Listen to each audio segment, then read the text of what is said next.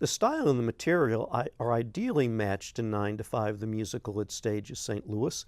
The show is based on the 1980 film 9 to 5, in which three working women live out a revenge fantasy on their insufferable boss. The movie's title song was written by Dolly Parton, who starred in the film as a character much like herself. Parton wrote all the songs for the musical. The book was written by Patricia Resnick, who collaborated on the movie script. But the musical did not appear until 29 years after the movie. The state of the workplace for women had progressed a great deal in that time, though not nearly far enough. The plot that was always preposterous was now dated as well. That may be why the musical ran for only 5 months on Broadway, in spite of its delightful score. Its stage's director Michael Hamilton has a solution for what ails 9 to 5. He treats it as a period piece and makes the most of the comic possibilities. In the past, I have found myself resisting 9 to 5 because of the strain on my credibility. Its stages, the cartoonish presentation freed me from the strain of overthinking. I just went with what I was seeing and had a good time. Corinne Melanson is a pillar of competence and decency as Violet Newstead, a secretary at Consolidated Industries who is deprived of the advancement she deserves because she isn't one of the boys. Melanson makes us root for Violet in spite of the horrible decisions she makes that result in the kidnapping of the antediluvian president of the company.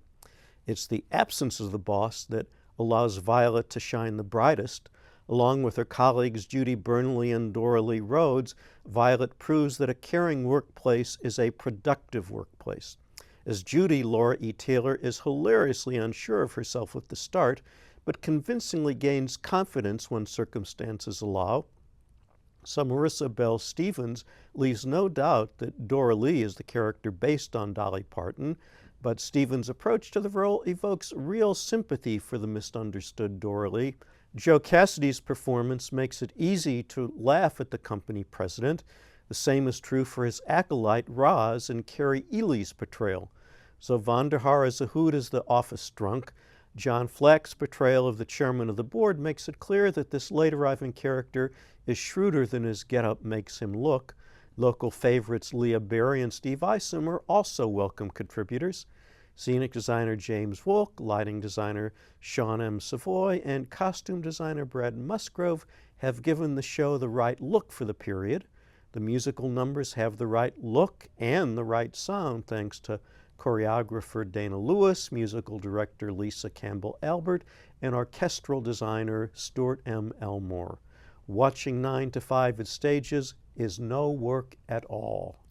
And I think you're right to say that Michael Hamilton was smart to treat it as a period piece, and that was what was able to make it work, because, as you say, things have changed. Maybe not all they should, but that things have changed. So you almost have to do it as a period piece. But let's hear some of that enjoyable score.